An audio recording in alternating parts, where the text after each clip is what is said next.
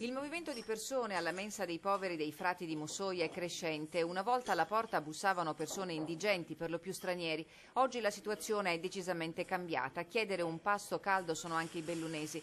La crisi, le difficoltà di chi un lavoro non ce l'ha mai avuto, che non riesce a trovare, hanno spezzato la barriera del pudore tipica di queste zone. La spesa per affrontare l'emergenza povertà è aumentata del 22,6%.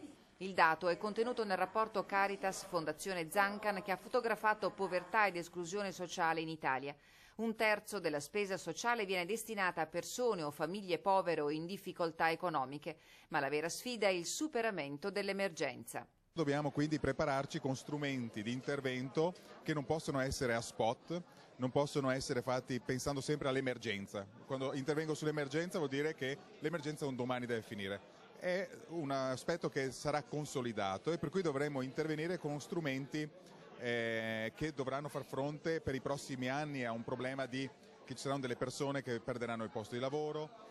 In queste settimane in provincia i sindaci si sono interrogati sulla necessità di censire i cittadini che si trovano realmente in stato di necessità. Un passo importante per battere sul tempo i furbetti della carità, persone che provato approfittano della distribuzione di pacchi spesa pur non rientrando nella categoria dei bisognosi.